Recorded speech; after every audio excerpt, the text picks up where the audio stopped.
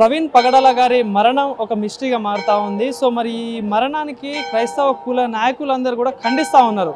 ఒక పక్క రాష్ట్ర ప్రభుత్వం కానీ పోలీసులు ఇది యాక్సిడెంట్గా చెప్తా ఉన్నారు. కానీ క్రైస్తవులకు సంబంధించిన నాయకులు కానీ వాళ్ళందరూ కూడా ఇది ముమ్మాటికి హత్యనే అని చెప్పేసి వాళ్ళు ఖండిస్తూ ఉన్నారు. సో మరి మాట్లాడించే ప్రయత్నం చేద్దాం. మనతో పాటు ఉన్నారు. సార్ ఏంటి మరి ఈ హత్యను ఎట్లా చూస్తున్నారు? ఎందుకంటే ఒక పక్క యాక్సిడెంట్ అని అంటా ఉన్నారు.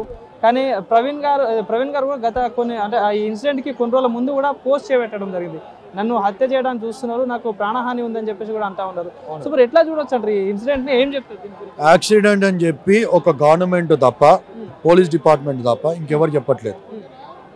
ఆ పోలీస్ డిపార్ట్మెంట్ మొత్తంలో కూడా చాలా మందికి అది హత్య అని చెప్పి తెలుసు. పైన ఉన్న ఒక్కరు అధికారులు చెప్పుడు బట్టే వారు కూడా ఒబే అవ్వాల్సిన విషయం ఇది ఖచ్చితంగా ముమ్మాటికి 100% అని చెప్పిన అన్నను 1000% ప్రీ ప్లాన్డ్ మర్డర్. ఇది ఆయన బహిరంగంగానే 2-3 సార్లు స్టేట్మెంట్లు పెట్టారు. నన్ను చంపుతా అంటా ఉన్నారు, నాకు థ్రెట్ ఉంది, జాగ్రత్తగా మీరు కూడా ఉండాలని ఎన్నోసార్లు బహిరంగంగా తెలియజేసి ఉన్నారు. కొంతమంది వ్యక్తులు కూడా ఆయన చంపుతానని చెప్పి కొన్ని మీడియా ఛానల్స్లో ఓపెన్గానే వాళ్ళు సవాల్ విసిరారు, ఛాలెంజ్లు చేశారు, థ్రెటనింగ్ కాల్స్ ఇచ్చారు, ఎన్నోసార్లు కాల్ చేసి బెదిరించారు. నిన్ను, నీ పిల్లల్ని, భార్యని ఎత్తుకపోతాం, చంపేస్తాం, ఇంట్లోకి దూరుతాము, రేప్ చేస్తామని చెప్పి రకరకాలుగా భయోందనకు గురి చేసిన సన్నివేశాలు కూడా ఉన్నాయి. వాళ్ళ పియతోని కూడా ఇందాక నేను మాట్లాడించే ప్రయత్నం చేశాను. ప్రవీణ్ గారి పియతోని కూడా ఆమె కూడా ఏమంటా ఉన్నారంటే, నాకు ఒక వారం రోజుల ముందు కూడా అన్న కాల్ చేశారు, కాల్ చేసి ఇట్లా నాకు ఆ థ్రెట్ కాల్స్ వస్తున్నాయమ్మా అని చెప్పేసి చెప్పారని చెప్పేసి ఆమె కూడా చెప్తున్న పరిస్థితి సార్. సో ఎట్లా చూడొచ్చు అంటారు మరి దీనిపైన? అదే అండి, ఇప్పుడు థ్రెటనింగ్ కాల్స్ ఉన్నాయి, అది వాస్తవము. ఆయన ఓపెన్గా చెప్పాడు, కొంతమంది పేర్లు చెప్పాడు, కొంతమంది ఓపెన్గానే వాళ్ళు బయటకు వచ్చి చెప్పాను నేను చంపేస్తాను రా అని చెప్పి. మళ్ళీ ప్రభుత్వం ఎందుకు ఇది యాక్సిడెంట్ అని చెప్పిస్తా ఉంది? ఫుటేజ్ కూడా పోలీస్ వాళ్ళు చూపించారు. సో ఏమనిపించింది ఆ సీసీటీవీ ఫుటేజ్ ఇప్పుడు పోలీస్ వారు చూపెడతా ఉన్నారు కదా. ఇప్పుడు అందులో ఇప్పుడు క్లారిటీగా కనబడుతున్న విషయం ఏంటి? ఆయన తోసుకుంటూ వెళ్తా ఉన్నారు. ఇప్పుడు దాని మీద క్లారిటీ ఇవ్వాలిగా. ఆయన ఎందుకు తోసుకుంటూ వెళ్తా ఉన్నాడు? హెల్మెట్ ఉంది, మాస్క్ ఉంది, తోసుకుంటూ వెళ్తా ఉన్నాడు. ఇండికేటర్ వేసి ఉంది, ముందర లైట్ లేదు, ఆ లైట్ పగిలిపోయి ఉన్నది. ఆయన చాలా కష్టం మీద తోస్తూ వెళ్తా ఉన్నాడు. టోల్గేట్ దాకా తోసాడు. టోల్గేట్ దాటంగానే బండి స్టార్ట్ అయింది. 110% మేము అనుకునేది ముందే దాడి జరిగి ఉంటది. ఆయన అక్కడి నుంచి తప్పించుకొని స్పృహ వచ్చిన తర్వాత కొద్దిగా బలాన్ని, ప్రాణాన్ని చేతిలో పట్టుకొని బండిని తోసుకుంటూ, మేము ఈ బండిని కూడా డ్యామేజ్ అయి ఉంటుంది. బండి స్టార్ట్ అయ్యే టైమో స్టార్ట్ అయింది తెలీదు, బండిని తోస్తా ఉన్నాడు. ఆయన ట్రై చేసిన తర్వాత టోల్గేట్ దాటంగా బండి స్టార్ట్ అయింది, అక్కడి నుంచి పికప్ అయ్యాడు. బైక్ వెనకాల టైర్ కూడా రక్తం ఉందని చెప్పేసి అక్కడ చూసిన వాళ్ళు చెప్తా ఉన్నారు. ఆయన ఇంకోటి అక్కడ ఒక కర్ర మీద కూడా రక్తం ఉందని చెప్పేసి. రక్తం ఎట్లా వస్తుంది? యాక్సిడెంట్ అయితే బండికి సైడ్ లో ఉండాలి, టైర్ వెనకాల ఎట్లా రక్తం వస్తుంది? ఒకటి వెనకాల ఉన్న రెడ్ లైట్ పగిలి ఉంది, ముందర ఉన్న హెడ్ లైట్ పగిలి ఉంది. అది కూడా చూస్తే అది ఇట్లా కొడితే అది లోపలికి ఇట్లా పోయినట్టుగా ఒక సంకేతం కనబడతా ఉంది. దేంతో కొడితే అది వంగిపోయినట్టు కనబడతా ఉంది. బండి ఒకరు ఇట్లా పడింది అనుకోండి, ఈ సైడ్లో ఉన్నది ఇది ఇరిగిపోవాలి, ఈ సైడ్లో ఉన్నది ఇది ఇరిగిపోవాలి, వెనకాల ఉన్న ఇండికేటర్ ఇరిగిపోవాలి, స్క్రాచెస్ ఉండాలి, ప్యాంటు చిరగాలి, షర్టు చిరగాలి, ఎక్కడ గీతలు ఉండాలి. కింద పడ్డప్పుడు ఇప్పుడు మనిషి 10 కిలో ఇప్పుడు పోలీసు వారు కూడా నేను అర్థం చేసుకోగలుగుతాను. దే ఆర్ ప్రెషరైజ్డ్, వాళ్ళ చైర్లకి ప్రాబ్లమ్స్ ఉన్నాయి, దే ఆర్ హైలీ ఇన్ఫ్లుయెన్స్డ్, పైనుంచి ప్రెషర్స్ ఉన్నాయి, లా అండ్ ఆర్డర్ ఇష్యూ వస్తుంది, మత ఘర్షణలు జరుగుతాయి, గవర్నమెంట్కి చెడ్డ పేరు వస్తుంది, రేపు ఎలక్షన్స్లో ఇష్యూస్ అయితే కాబట్టి గవర్నమెంట్ ఇది యాక్సిడెంట్ అని చెప్పి ఇచ్చింది, మేము అర్థం చేసుకోగలుగుతాము. కానీ రేపటి నాడు మాత్రము ప్రతి క్రైస్తవ హృదయంలో గవర్నమెంట్ మీద, పోలీసు వారి మీద ఏమైనా వారి మీద నమ్మకం ఉంటుందా అని చెప్పి అడుగుతా ఉన్నాను నేను.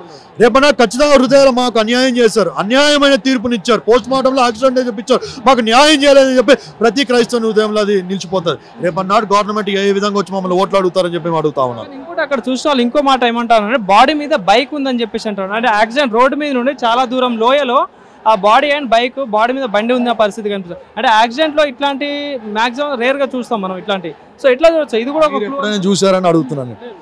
ఎప్పుడైనా యాక్సిడెంట్ అయినప్పుడు కారులో పోయినా కారు మనిషి మీద ఉన్నట్టు ఎప్పుడైనా చూసారా? మనిషి మీద బండి ఉన్నట్టు చూసారా? లేదా ఫ్లైట్ మనిషి మీద ఉన్నట్టు చూసారా? ట్రైన్ మనిషి మీద ఉన్నట్టు చూసారా? ఎక్కడ చూసినా మనిషి ఎగిరి పడ్డట్టే కదా అండి.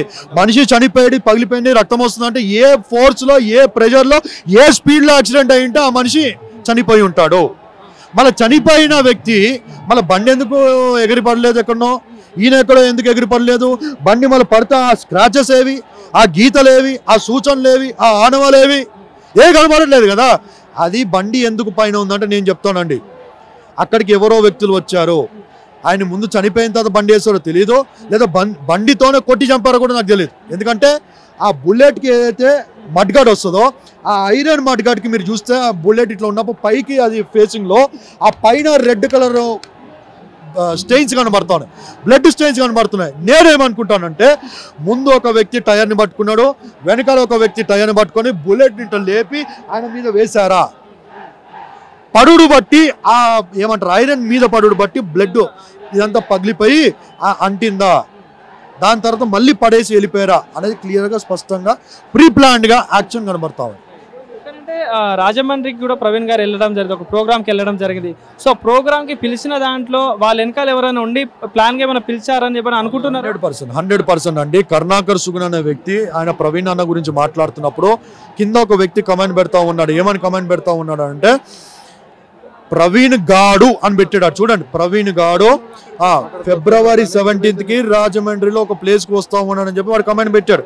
నేను అడుగుతా ఉన్నా, ఇప్పుడు అక్కడే అనుమానం ఒకటి వస్తూ ఉంది. ఎందుకంటే వీడు ఆయనను ఎందుకు ఫాలో అవుతా ఉన్నాడు, వీడు ఆయనను ఎందుకు ట్రేస్ చేస్తూ ఉన్నాడు, వీడు ఆయనను ఎందుకు ట్రాప్ చేస్తూ ఉన్నాడు, వీడికి ఏం పని, ఈ తీసుకున్న ఇన్ఫర్మేషన్ వీడు కరుణాకర్కి ఎందుకు ఇస్తూ ఉన్నాడు, వస్తూ ఉన్నాడు అంటే దాని అర్థం ఏంటి? రాజమండ్రికి 17వ తారీఖు వస్తున్నాడు అంటే అర్థం ఏంటి? ఏంటి అర్థం మీరు చెప్పండి, అర్థం ఏంటి? ఇప్పుడు పోలీసు వాళ్ళు ఉన్నారండి, ఒక దొంగ కోసం ఎత్తుకుతా ఉన్నారు.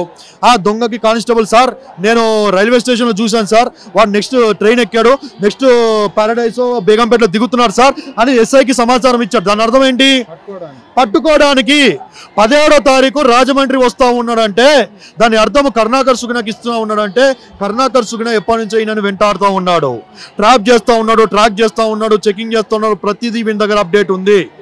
కరుణాకర్ సుగుణ ఓపెన్ గానే 10 years యానివర్సరీలో ఓపెన్ స్టేట్మెంట్ ఏమిచ్చాడంటే నేను చనిపోయే ముందు ఒక్క చర్చ్ అయినా మిగులుతుందా, ఒక్క పాస్టర్ అయినా మిగులుతుందా అని నాకు భయంగా ఉంది అని చెప్పి వాడు స్టేట్మెంట్ ఇచ్చాడు. దానికి అందరూ అక్కడ ఉన్న వాళ్ళంతా చప్పట్లు కొట్టారు. అంటే భయంగా ఉందంటే అర్థం ఏంటి? నేను చనిపోయే ముందు ఒక్క చర్చి ఉండొద్దు, నేను చనిపోయే లోపు ఒక్క పాస్టర్ ఉండొద్దు, అదేగా దాని అర్థము. అంటే ఇప్పటి నుంచి వాడు చనిపోయే ముందు ఒక్కొక్క పాస్టర్ టార్గెట్ చేసుకుంటూ వస్తా ఉన్నాడా?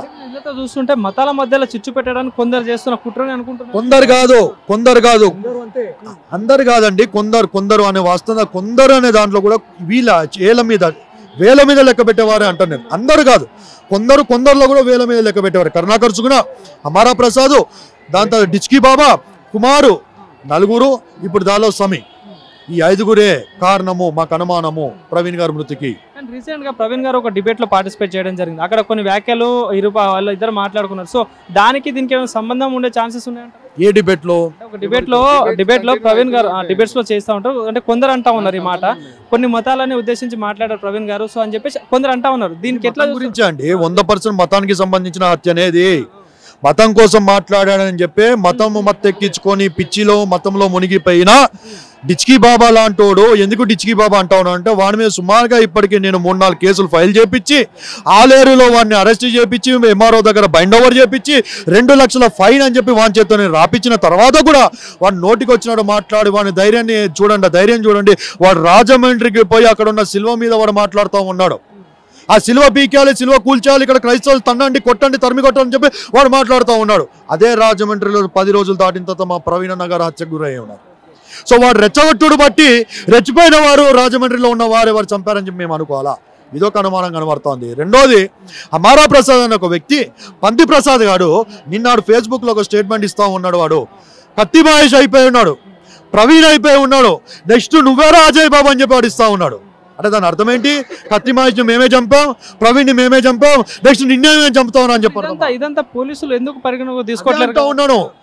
ఏకపక్షంగా మా పక్షంలో పోలీసు వారు ఎందుకు నిర్లక్ష్యాన్ని వహిస్తూ ఉన్నారని చెప్పి నేను పోలీస్ డిపార్ట్మెంట్ కూడా ఈరోజు నేను విన్నపంగా విధేయతతో నేను అడుగుతా ఉన్నాను. నేను ఇంకోటి ఇప్పుడు ఏది చూసుకుంటే మీరు అందరు చెప్తా ఉన్నారు ఇది హత్య అని చెప్పేసి, ఒకవేళ మరి నిజంగా ఇప్పుడు పోలీసు వాళ్ళు కూడా ఎంక్వైరీ చేస్తా ఉన్నారు, ప్రభుత్వం కూడా దీని మీద ఒక స్టేట్మెంట్ చేయడం కంపల్సరీ, దీని మీద ఎవరైతే కారకులో వాళ్ళకి శిక్షించాలని చెప్తాను. సో ఒకవేళ నిజంగా హత్య అని ప్రూవ్ అయితే ఏంటి మీ ఫర్దర్ కార్యాచరణ ఏంటి, ఎట్లా ఉండబోతుంది అండి?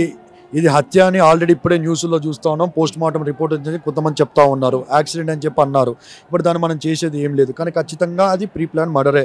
2012లో నిర్భయ హత్య జరిగింది, 2020లో వారికి ఉరిశిక్ష పడింది. న్యాయ పోరాటం జరుగుతూనే ఉంది. మేము ఖచ్చితంగా న్యాయ పోరాటం చేస్తాం. This is an international issue.